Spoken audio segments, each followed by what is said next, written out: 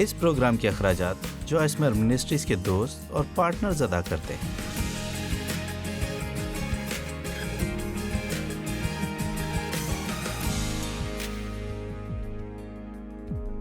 اب پولس غلطیوں پہلے باب کی پہلی آیت میں یہ واضح کرتا ہے کہ اس نے خود کو اس کام کے لیے نہیں بلایا ہے جو وہ کر رہا تھا، یعنی وہ کسی انسان کی مرضی سے رسول نہیں بنا، کسی انسان نے اس کو یہ مقام نہیں دیا تھا، اس نے خود کو یہ مقام نہیں بخشا تھا، بلکہ اسے خدا نے بلایا تھا کہ وہ یہ کام کرے جو وہ کر رہا تھا۔ جب آپ یہ جان لیتے ہیں کہ جو کچھ آپ کر رہے ہیں وہ خدا کی مرضی ہے تو وہ آپ کو دلیری اور قوت دیتا ہے اور آپ اس پر کاربند رہ سکتے ہیں اور وہ کام مکمل کر سکتے ہیں جس کے لیے خدا نے آپ کو بلایا ہے۔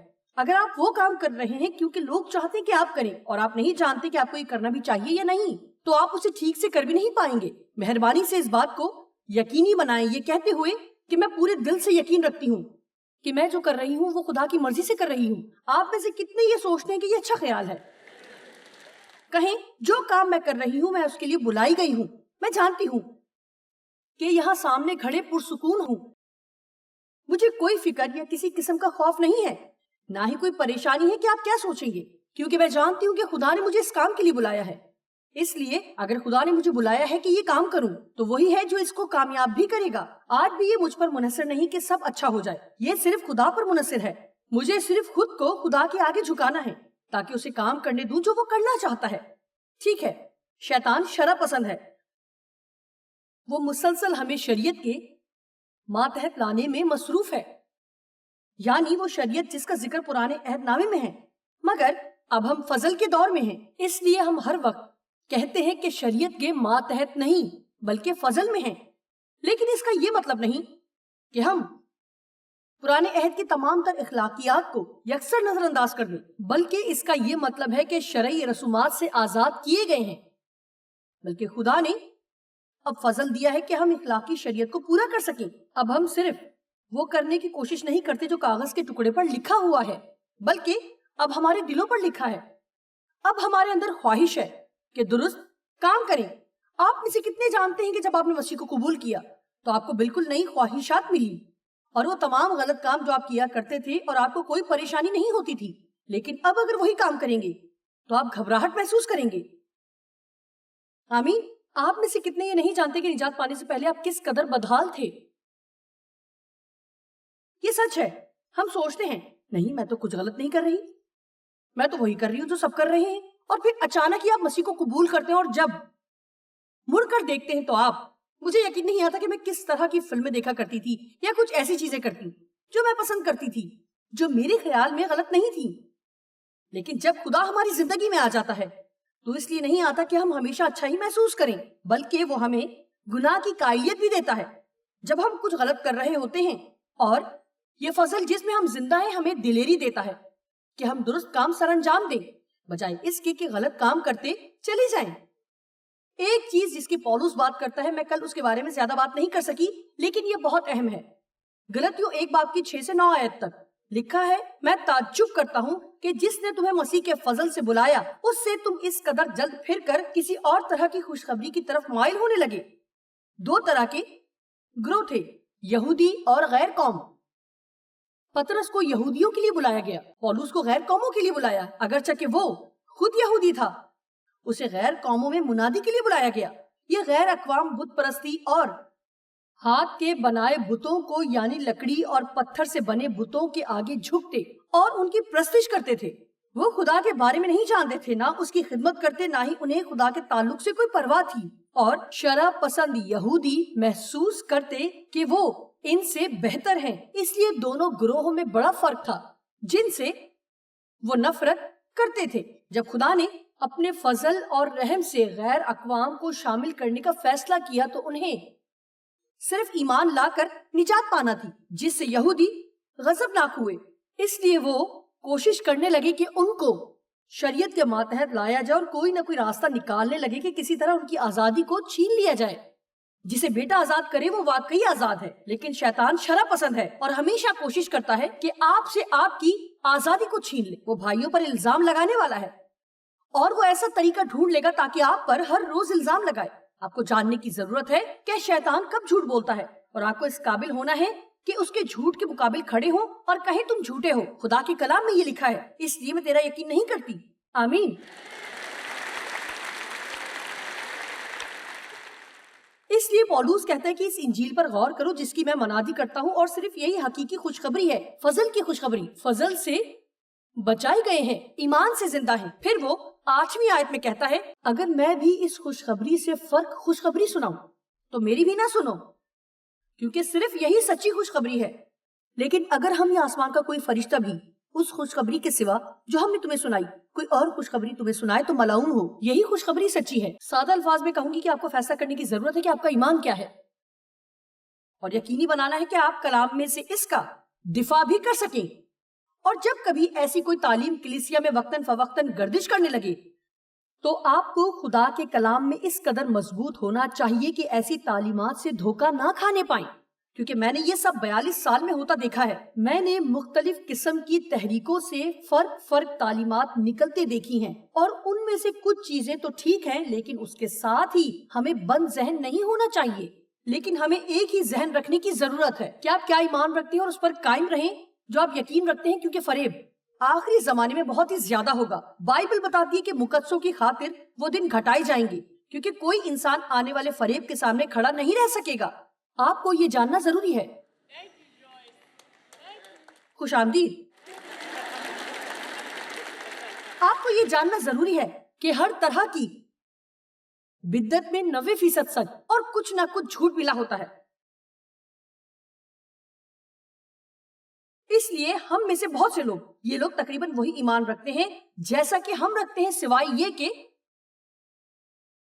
یسوع صرف ایک نبی تھا لیکن وہ خدا کا بیٹا نہیں۔ لیکن ایسا بالکل نہیں ہے، یہ بالکل غلط ہے۔ تھوڑا سا خمیر سارے آٹے کو خمیر کر دیتا ہے۔ آپ یہ نہیں کہہ سکتے کہ یہ تو کافی حد تک سچ معلوم ہوتا ہے۔ کافی کچھ سچ ہے، ہمیں جاننے کی ضرورت ہے کہ سچ کیا ہے، اور سچائی کی پیروی کرنے کی ضرورت ہے، اور ایسی باتوں میں نہ الجھ جائیں جو کہ سچ نہیں ہے۔ اس لیے پولوس اس بات سے غلطیوں پر کافی غصہ تھا کہ اس نے انہیں سچائی کی تعلیم دی تھی اور مسیح کو اپنی زندگی میں قبول کیا تھا، اور اب وہ بدل رہے تھے۔ اور یہ یہودی، جیسا کہ بائبل میں انہیں کہا گیا ہے کہ جو شراب پسند یہودی تھے، وہ چپکے سے گھس آئے تھے۔ آپ میں سے کتنے جانتے ہیں کہ ابلیس چوری چھپے گھس آتا ہے؟ بائبل میں لکھا ہے یہ لوگ چپکے سے گھس آئے تھے، اور وہ کہنے کی کوشش کر رہے تھے کہ ہاں یسوع پر ایمان تو ٹھیک ہے، جی ہم نے بھی یسوع کو قبول کیا ہے، اور بہت سے لوگوں نے بھی کیا تھا، لیکن وہ پھر بھی یقین رکھتے تھے کہ اگرچہ کہ انہوں نے یسوع کو قبول کر لیا ہے تو بھی انہیں ختنہ کروانے کی ضرورت ہے، یا انہیں ابھی بھی خاص قوانین اور رسومات کی پیروی کرنا ہے۔ یہ شراب پسند گھس آئے تھے، اور اب غلطیوں کے مسیحی ان باتوں پر یقین کرنے لگے تھے جو کہ سچ نہیں تھی۔ کلام مقدس میں غلطیوں 5:1 میں لکھا ہے، مسیح نے ہمیں آزاد رہنے کے لیے آزاد کیا ہے، بس قائم رہو اور دوبارہ غلامی کے جوئے میں نہ جتو۔ میں یہ کہہ سکتی ہوں کہ فتح مند اور قوت سے بھرپور مسیحی ہونا کل وقتی کام ہے۔ یہ صرف اتوار کے دن کا کام نہیں، بلکہ یہ کل وقتی کام ہے، کل وقتی۔ اگر آپ سمجھتے ہیں کہ اتوار کے دن چرچ میں 45 منٹ یا 1 گھنٹہ بیٹھ جانے سے ابلیس آپ سے دور ہو جائے گا، تو ایک اور مشکل آپ کے لیے تیار کھڑی ہے۔ آمین۔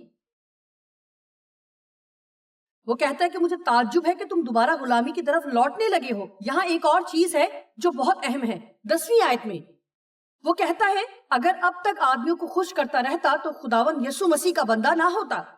آپ لوگوں کو خوش کرنے والے اور آدمیوں کو خوش کرنے کے ساتھ خدا کو کبھی خوش نہیں کر سکتے۔ اگر آپ واقعی مسیح کی خدمت کرنا چاہتے ہیں تو میرے پاس آپ کے لیے خبر ہے، آپ اپنے دوست کھو دیں گے۔ میں اس طرف بیٹھے لوگوں کو بھی بتانا چاہوں گی،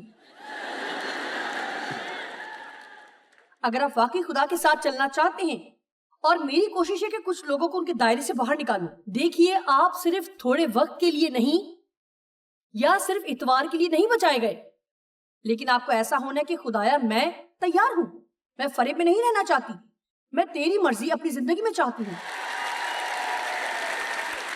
لیکن میں نے خدا سے کہا، اگر تجھے ضرورت پڑے تو مجھے مذبح سے باندھ دے اور میرے ساتھ جو چاہے کر، لیکن مجھے فریب سے بچائے رکھ۔ میں فریب میں نہیں رہنا چاہتی. منادی کچھ کروں اور یہاں میری شخصی زندگی کچھ اور ہو. میرا خیال ہے کہ کچھ لوگوں کے لیے وقت ہے, نہ صرف یہاں موجود بلکہ ان کے لیے بھی جو پوری دنیا میں ٹی وی پر سینکڑوں زبانوں میں دیکھ رہے ہیں. اب وقت ہے کہ ہم خدا کے ساتھ اپنے تعلق میں مکمل عہد کریں. ایک قدم دنیا اور دوسرا قدم خدا کی بادشاہی میں رکھنا ختم کر دیں. آمین. سمجھوتا کیوں کریں؟ اس لیے کہ کوئی آپ کے بارے میں کیا سوچے گا. انہیں سوچنے دیں جو وہ سوچنا چاہتے ہیں. کم از کم وہ آپ کے بارے میں سوچ تو رہے ہیں, وہ کسی دوسرے کے بارے میں نہیں سوچ رہے. اس لیے وہ بالکل واضح کرتا ہے. انہیں آپ کے بارے میں پرواہ نہیں کہ لوگ کیا سوچتے ہیں. وہ وہی کرنا چاہتا ہے جو کہ خدا چاہتا ہے. آمین. یہاں پر وہ جسم کے کاموں کے تعلق سے کافی بات کرتا ہے. میں آپ کو بائبل میں سے ایک چھوٹی سی کہانی سنانا چاہتی ہوں, کیونکہ یہ جسم کے کاموں کے تعلق سے بہترین مثال ہوگی. میں جسم کے کاموں میں بہت زیادہ پھنسی ہوئی تھی. یہ جسم کے کام ہمارے وہ کام ہیں, یعنی ہماری کوشش اور توانائی ہے کہ وہ کرنے کی کوشش کریں جو صرف خدا ہی کر سکتا ہے. جسم کے کام کا مطلب ہے جھنجھلاہٹ. کیا آپ نہیں چاہیں گے کہ ایسا ہی بینر آپ کے گھر بھی ہو؟ بلکہ اچھا ہے, میرے گھر میں بھی ایسا ہی ایک بیس تھا. اتنا بڑا نہیں, بلکہ یہ گھر کے فریج پر ایک کاغذ پر لکھا ہوا تھا, جسم کے کام کا مطلب ہے جھنجھلاہٹ. کیونکہ میں ہر وقت جھنجھلائی رہتی تھی, کیونکہ میں ہر وقت جسم کے کام کرنے کی کوشش کر رہی تھی. بچوں کو بدلنے کی, یہ بدلنے کی, کبھی خود کو بدلنے کی, کبھی پڑوسیوں کو بدلنے کی کوشش اور ہر وقت کوشش. لیکن میں زیادہ یقین نہیں رکھ رہی تھی. خیر, پیدائش 16 باب میں اچھی کہانی ہے, سارا اور ابراہم کی. ہو سکتا ہے کہ آپ کہانی سے واقف ہیں یا نہیں, لیکن یہ سننے کے لائق ہے. خدا نے سارا اور ابراہم سے وعدہ کیا کہ ان کی اپنی اولاد ہوگی, لیکن لگتا ہے کہ ان کے ساتھ کچھ مسئلہ تھا. ابراہم 100 سال کا اور سارا 90 برس کی تھی. سچ یہ کہ وہ اپنی زندگی کے ایک تبدیلی کے مرحلے سے گزر رہے تھے, اور ابراہم کے لیے بھی حالات کچھ موافق نہیں تھے.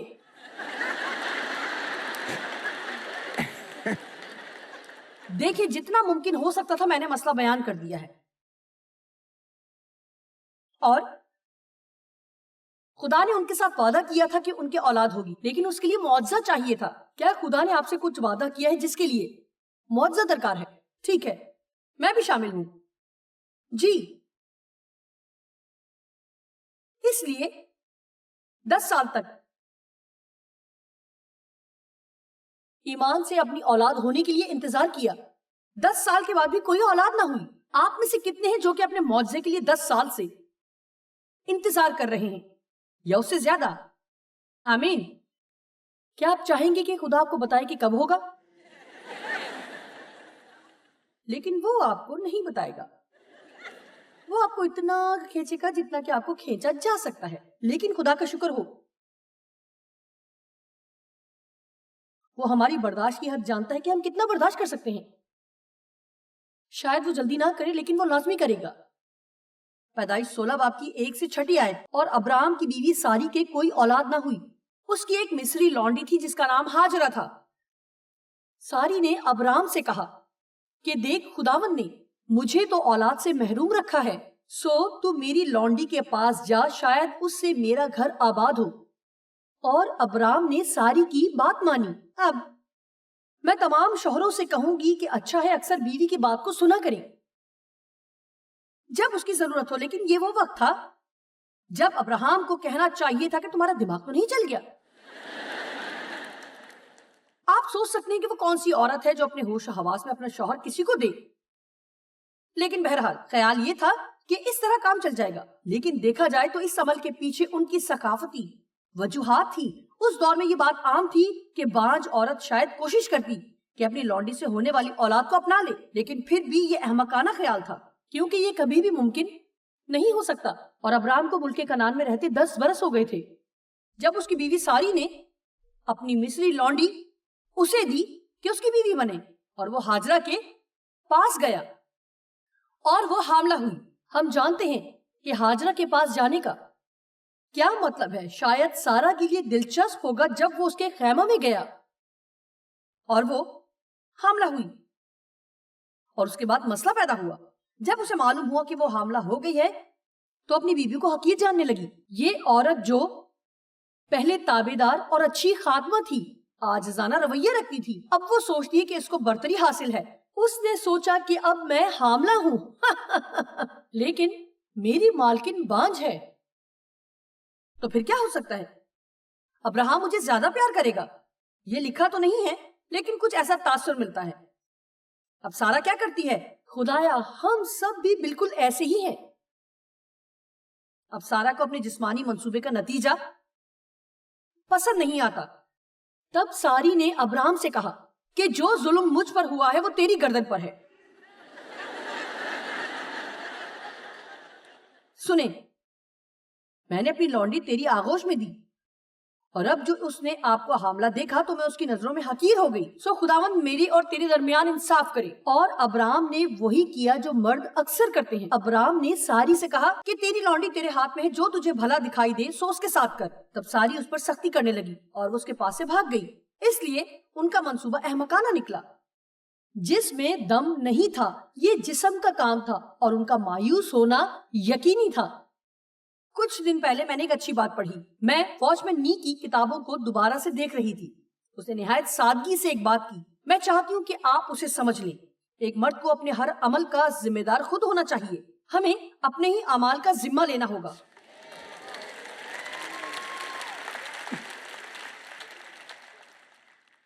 ہمیں ہر حال میں اپنی ذمہ داری کو قبول کرنا ہے اور لوگوں کو اپنے مسائل کا ذمہ دار ٹھہرانا بند کرنا ہوگا۔ ایسا لگتا ہے کہ آپ کو یہ شاید بات پسند نہیں آئی۔ میں سمجھ سکتی ہوں تالیوں کی گونج سے کہ آپ کس حد تک میری بات سے متفق ہیں یا آپ متفق نہیں ہیں۔ میں نے کہا ہمیں لوگوں کو ذمہ دار ٹھہرانا بند کرنا ہے۔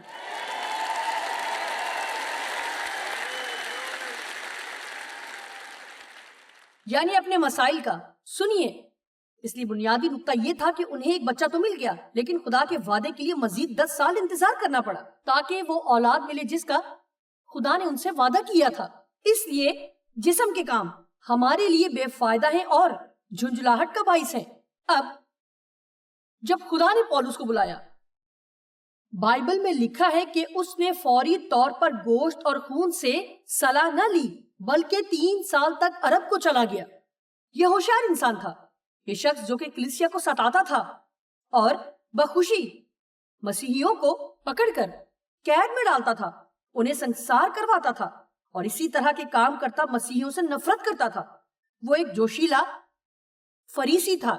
یہ سب باتیں شاید بہت ہی بری معلوم ہوتی ہیں، لیکن اس کا دل خدا کے ساتھ ٹھیک تھا۔ وہ واقعی خدا سے پیار کرتا تھا، اس لیے اس کے خیال میں وہ یہ سب ٹھیک کر رہا تھا۔ اس لیے وہ کہتا ہے کہ خدا نے اسے فضل دیا کیونکہ وہ لا علم تھا۔ میں آپ کو بتانا چاہوں گی کہ جب آپ کچھ غلط کر رہے ہوتے ہیں اور آپ واقعی نہیں جانتے کہ کیا غلط ہے، تو آپ کو دوسروں کی نسبت زیادہ فضل ملے گا جو کہ جانتے ہیں کہ وہ کچھ غلط کر رہے ہیں اور وہ غلط کام کرتے رہتے ہیں۔ اس لیے سنیں جو میں کہنے لگی ہوں۔ ہر مرتبہ جب آپ چرچ جاتے ہیں اور خدا کا کلام سنتے ہیں تو ہمیشہ ہی کچھ اور زیادہ خطرناک ہو جاتا ہے کہ آپ خدا کی ارادی طور پر نافرمانی کریں، کیونکہ آپ آج کافی زیادہ سچائی سن رہے ہیں۔ اس لیے اب آپ یہ نہیں کہہ سکتے کہ اوہ مجھے تو پتہ ہی نہیں تھا۔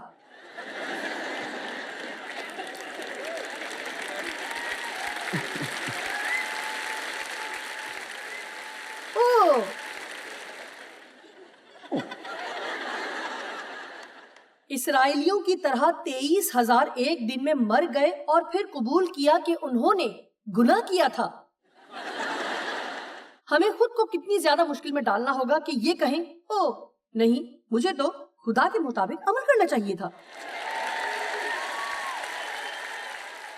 غلطیوں 2 باب شروع کرتے ہیں، غور کرتے ہیں۔ آخر 14 برس کے بعد برنباس کے ساتھ پھر یروشلم کو گیا اور تیتس کو بھی ساتھ لے گیا۔ دیکھیں یہی پولس جس کی ملاقات خدا سے ہوئی، ایک معجزانہ ملاقات جو دمشق کی راہ پر خدا سے ہوئی۔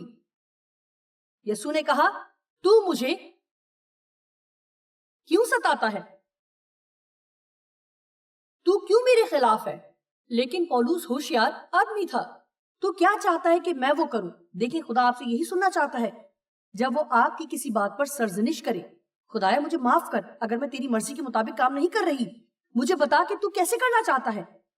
اگر آپ بدلنے کے لیے تیار ہیں تو خدا آپ کو استعمال کرے گا. کیا آپ نے سنا؟ اگر آپ بدلنے کے لیے تیار ہیں تو خدا آپ کو استعمال کرے گا. چاہے آپ نے کتنی ہی غلطیاں کیوں نہ کی ہوں, چاہے آپ کتنی ہی مرتبہ ناکام ہوئے ہوں, چاہے کتنی ہی مرتبہ آپ گر گئے ہوں, اگر آپ کا دل خدا کو خوش کرنا چاہتا ہے تو خدا بھی آپ کو کبھی نہیں چھوڑے گا اگر آپ اسے نہ چھوڑیں.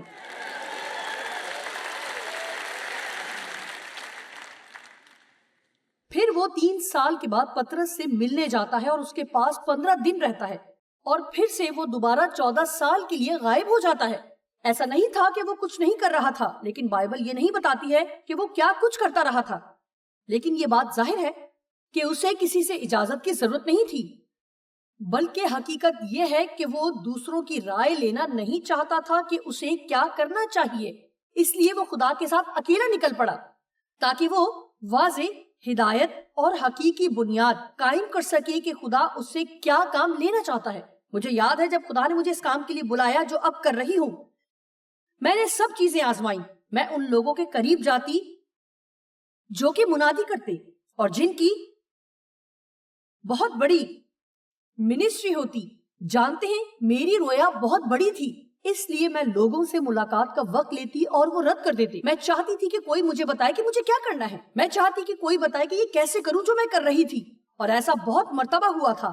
آخر کار مجھے پتا چل گیا کہ خدا نہیں چاہتا کہ میں کسی سے پوچھوں کہ کیا کرنا چاہیے, بلکہ چاہتا ہے کہ میں اس سے حاصل کروں.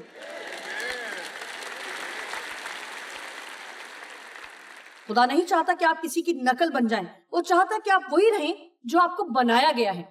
آمین. اس لیے میں دوسرے اور لوگوں کی طرح شخصیت نہیں ہوں. جی میرا یہ مطلب نہیں. خدمت میں میرے بہت سے دوست ہیں, لیکن سچائی یہ ہے کہ میں ان کے حصار میں گرفتار ہونا نہیں چاہتی کہ مجھے خدا کے بلاوے سے دور کر دیا جائے جو خدا چاہتا ہے کہ مجھے کرنا چاہیے. اور یہ احساس ہونے لگا کہ مجھے جو بھی کرنا ہے پہلے ان سے رضامندی لینی ہوگی جو میں کرتی ہوں. اس لیے پولس کہتا ہے کہ مجھے ان کی صلاح کی ضرورت محسوس نہیں ہوئی. کیا جانتے ہیں کیوں؟